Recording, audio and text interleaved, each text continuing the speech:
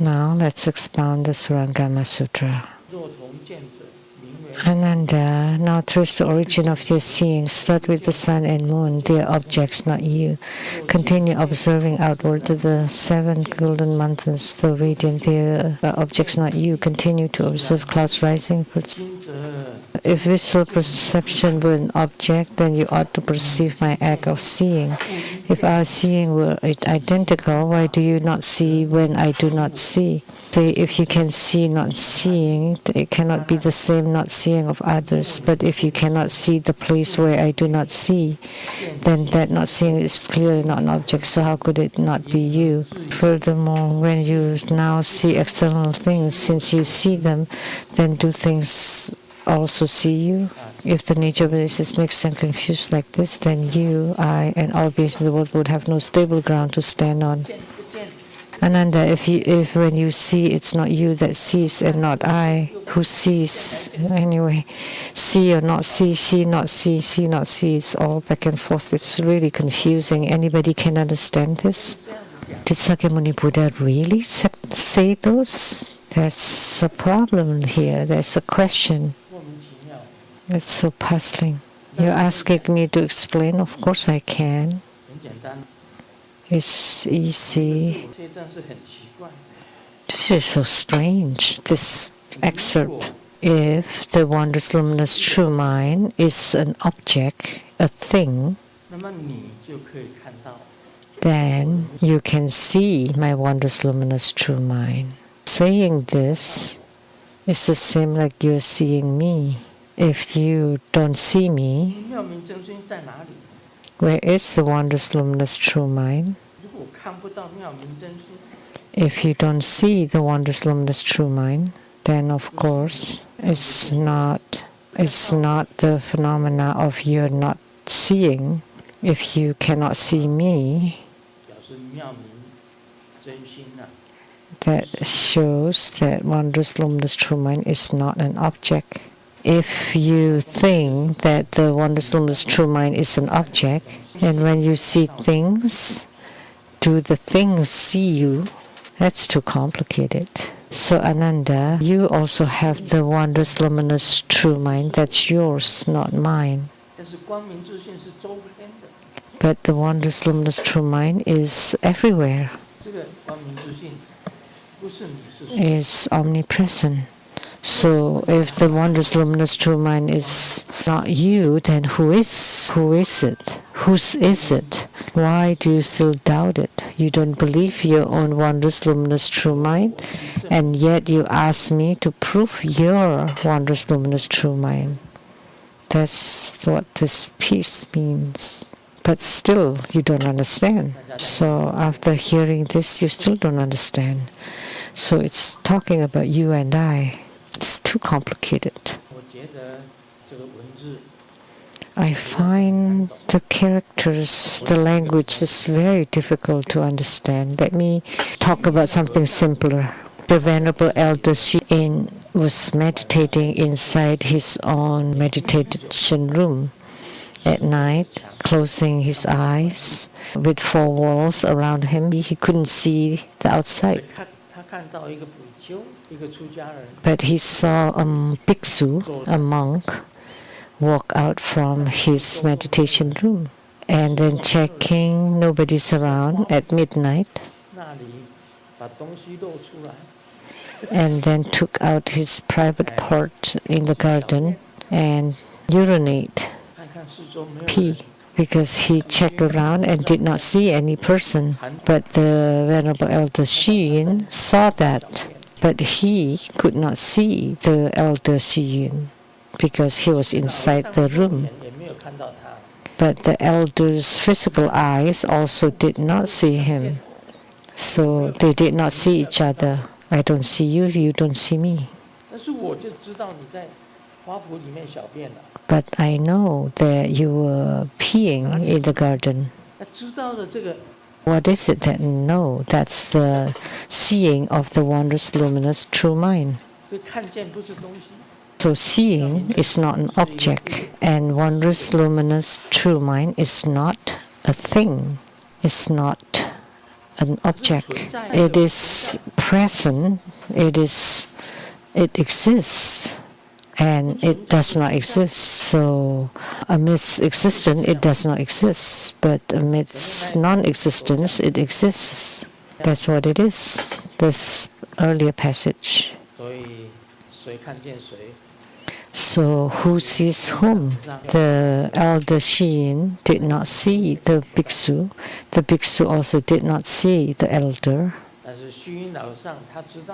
But the elder Yin knew someone walked out and saw him clearly, looked to the left and right, and since nobody around, he peed.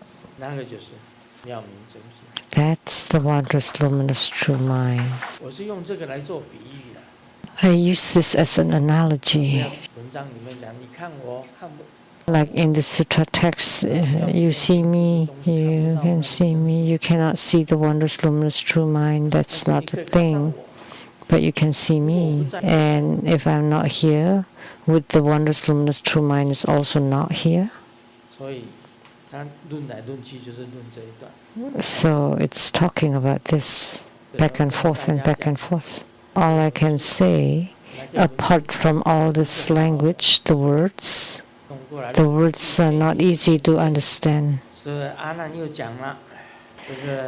and then Ananda said, this confused brat, asking again, there'll be no problem if you don't ask, but as soon as you ask, there are lots of issues. So for spiritual consultation, and you come to ask questions. Because you ask questions, you have problems. If you don't ask, you have no problems. The more you ask, the more problems you have. The less you ask, the less problems you have. It's endless. Ananda said to the Sakyamuni Buddha, Most Honored One, if this wondrous luminous true mind truly belongs to me and not anyone else, whether it is mine or others, and the seeing is all-encompassing and extends throughout the Saha world. The heavens are the same as the whole Saha world. But when I return to the monastery, Anathapindika, or temple, or shrine, so when return to the temples at the Anathapindika's grove, coming back from the heavens of the four heavenly kings, I see only the temple grounds, only the temple. So Ananda now returned to the temple and only see the temple.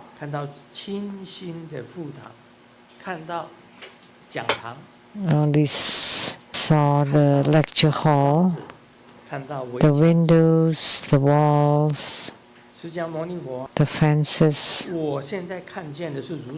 So Sakyamuni Buddha, this is what I see now. And before I saw the heavens of the four heavenly kings and even the whole Saha world. But now, coming back to our own place, I could only see this little place, like say this Homa Hall. That's all that I could see.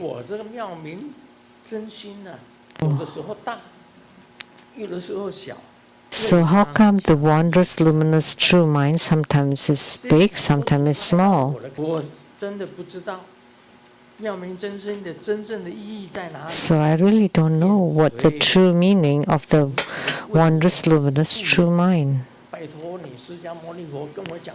So Sakyamuni Buddha, please explain it clearly to me. So by Sakyamuni Buddha's divine power, he could go to the heavens of the four heavenly kings, to Triyadrimsa heaven, and could see the whole Saha world. But as soon as they returned to the Saha world, to the temple, all he could see are the temple walls and windows, and could not see anything. So does that mean the wondrous luminous true mind could be large or small? the large one could see the whole world and the small one could only see this hall. This is how stupid Ananda was. If you've listened to the Vimalakirti Sutra, you would know. Inside that sutra, Vimalakirti bring the Abhirati Pure Land of Akshobha Buddha to the Saha world, or the Pure Land of the Omnifragrance world to the Saha world. And he was able to hold the 3,000 great thousand worlds in his hand and bring it to the Anathapindika monastery.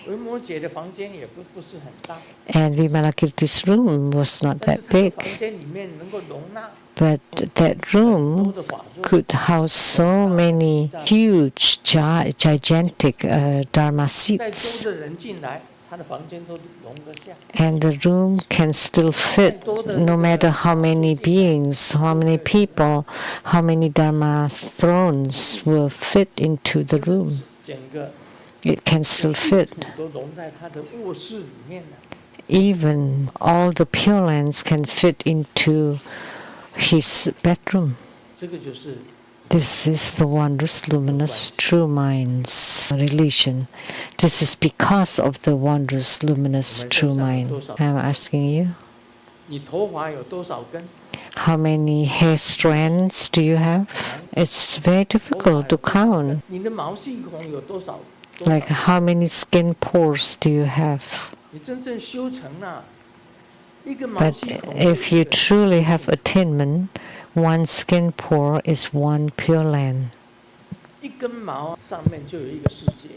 At the tip of hair, there is a world. But Ananda did not understand anything at all. And he asked, is the marvelous, the wondrous, luminous, true mind big or small? How come? Over there I could see the palaces of the four heavenly kings, the sun, moon, and the whole world. But how come when I returned to the monastery, all I could see is just this 𝘠𝘠𝘠𝘠? Why? Because Sakyamuni Buddha utilized his great divine power for him to see. It's not him who saw it on his own.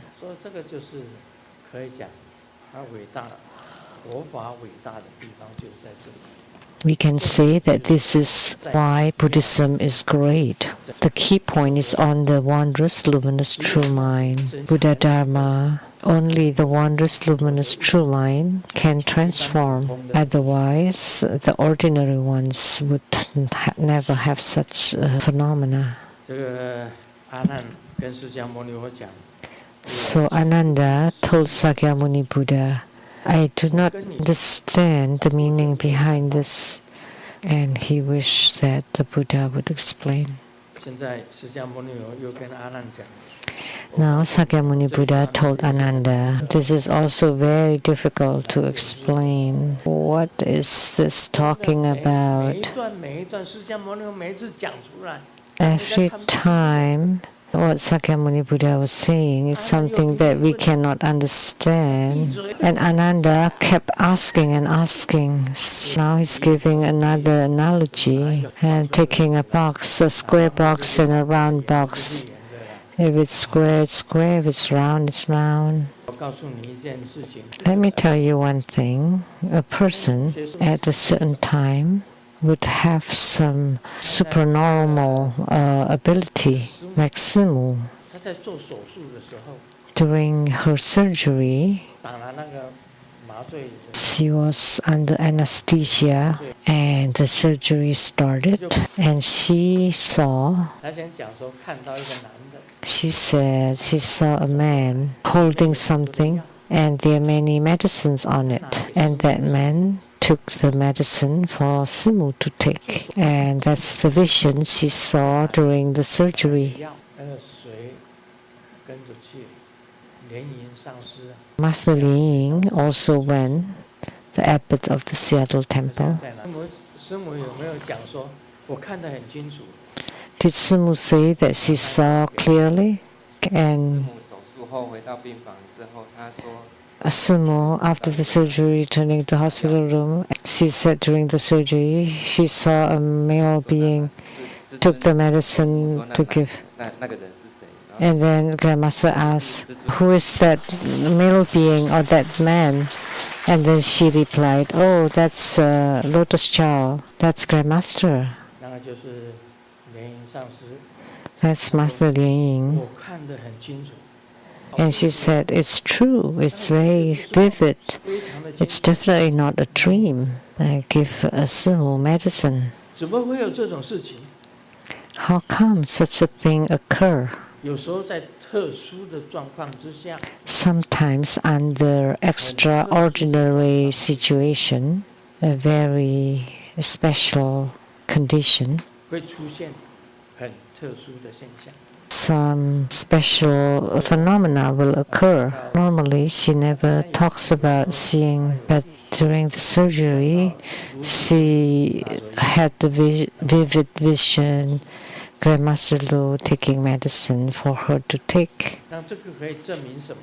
So what does this prove? That sometimes you can see, but sometimes you cannot see. Let me share. There's a man who got home really late at night, and he saw at his front door there's a woman waiting for him.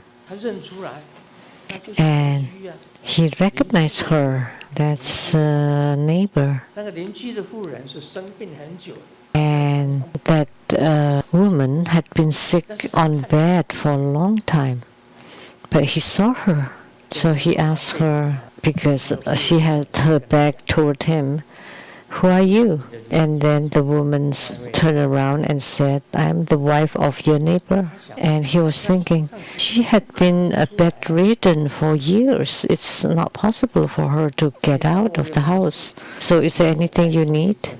And she said, yeah, can you do me one favor? 3 days later, I will die.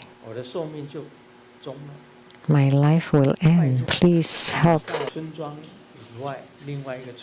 And go to another village, the Heavenly Gate Temple, and find the abbot there to chant a sutra for me, then so that I can pass on to the next life. And he asked, but why don't you go find him yourself? And she said, because I've gone to the temple, and at the gate there was a Surangama. I could not enter. So now I am here asking you. And because you happened to come home, so I'm asking you to help me do this. And he said, okay, I'll remember. And then that woman disappeared. And sure enough, 3 days later, that woman passed away. So he fulfilled his promise, and he went to that temple and found the monk there to chant a sutra. So a person at the moment of death,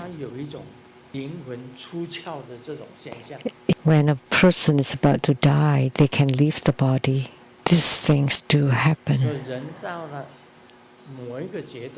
So when a human is at a certain time,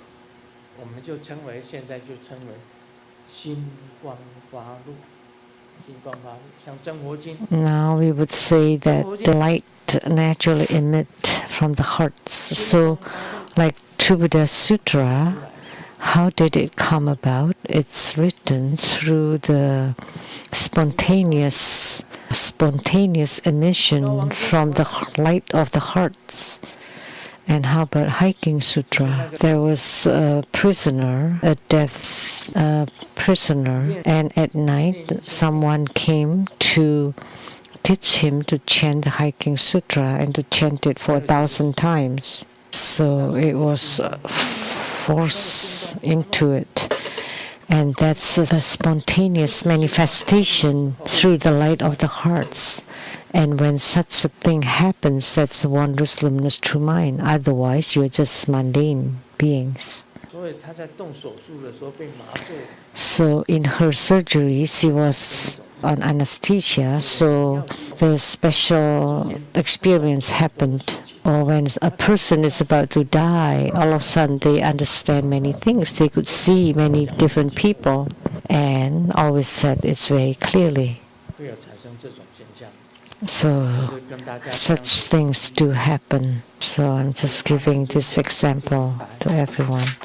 Ananda did not understand. Like Vimalakirti, Jinsu Tathagata's transformation.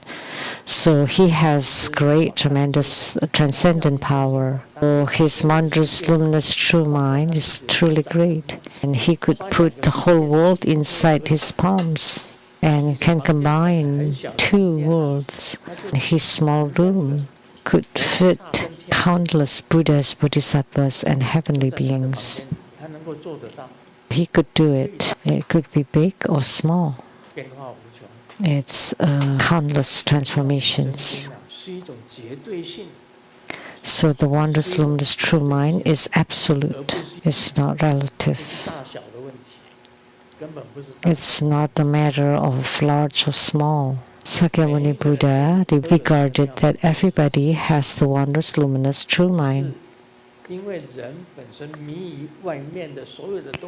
And just because humans are deluded by all external things, the inherent, original, wondrous, luminous, true mind that they possess, covered by all the external things. So they see beautiful or ugly colors, so they are deluded by them. So the most precious, marvelous, luminous, true mind is not recognized anymore.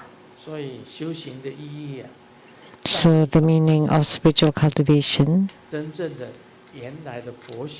is to manifest their own original Buddha nature, the wondrous, luminous, true mind, and nothing else is important. So in a specific time, so it's like a flash. In a flash, you see, and then without the flash, you don't see. So Ananda could be brought to the heavens of the four heavenly kings and Triatimsa heavens, and could see those, but upon return, he could not see anything. So, but he could see because of the divine power of Sakyamuni Buddha. Without Sakyamuni Buddha, he wouldn't be able to see anything. My sister-in-law had a stroke at home and immediately got blessing from Grandmaster. We faxed the letter to the foundation. But the stroke was very dangerous. We called the ambulance and the doctor said that's very dangerous. She almost lost her life. But thank you for Grandmaster's compassion. Because when the injection was injected onto her, it was like fire. It was so hot and she fainted, but then she saw Grandmaster. Grandmaster was wearing a Dharma crown and then became blue and then followed the injection and transformed into Yamantaka, just flow all over the blood vessels. Then there's no after effect at all now. And then 2 or 3 months later, the blood vessels on the neck burst, but she had the surgery and then she left the hospital in 2 to 3 days, and the only one. And the rest of the people are still in the hospital, so that's a miracle. Thank you, Grandmaster. Grandmaster had cultivated many Dharma bodies which have been seen by many people. As soon as you pray, then the Dharma bodies appear. Some people can see, some people can feel. Seeing is seeing with eyes open, some in meditation, some in dreams, and some in critical moments. So every Tathagata is the same, every Bodhisattva are the same. It's the same. As soon as they have attainment, then they can be all present. They can be ever present to perform their Dhamma work. But the person, does the person know? No, I thought that was you. I didn't hear that you had the stroke. But would I know what my Dharma bodies are doing? Not necessarily. So it turned out it's the wife of your older brother. But that's incredible. She had no aftermath at all, and she could walk normally and everything. And 𝘰𝘰 was like that too. She could see too. But actually, I myself, did I give medicine to 𝘰𝘰? I don't know. I don't know your sister-in-law. Yeah, you've seen her, but I don't recognize. Yeah, I don't. Like sometimes I see someone and they seem familiar, but I cannot remember their names. Sometimes I would ask, where are you from? What's your name? Sometimes I ask, and then they say, I often see you. Well, you see me, but I don't see you. So this is all talking about seeing and not seeing. That's the concept. But in fact, they can be omnipresent. Once you have this attainment, you can do lots of Dharma work, but you don't necessarily know. Then if you know, that would have been overwhelming, because they are myriad bodies, and you know all the things that they do, then your brain will explode. That's impossible. Because we have this physical body that restricts us, but the Dharma bodies are free. So such a phenomenon exists. So Surangama Sutra is talking about Buddha nature, the wondrous, luminous, true mind. This part is very important. They can manifest, or they also can not manifest, but you have to reach attainment. And then many things, of course, to cultivate this, first you need to be in spiritual union with your 𝘰𝘠𝘦. If you're in union with your 𝘰𝘠𝘦, then you would have the power of your 𝘰𝘠𝘦. If you're in spiritual union with 𝘮𝘰𝘮𝘀 Bodhisattva, and 𝘮𝘰𝘮𝘀 has myriad emanations, once you are in spiritual union, you are to 𝘮𝘰𝘮𝘀, and then all the same, you also have myriad emanations. So in the future, when I discard this physical body and return to my origin, all the same, to continue delivering sentient beings. So like now, grandmasters in the Saha world have not been reborn in the Pure Land, but the Dharma bodies are already manifesting.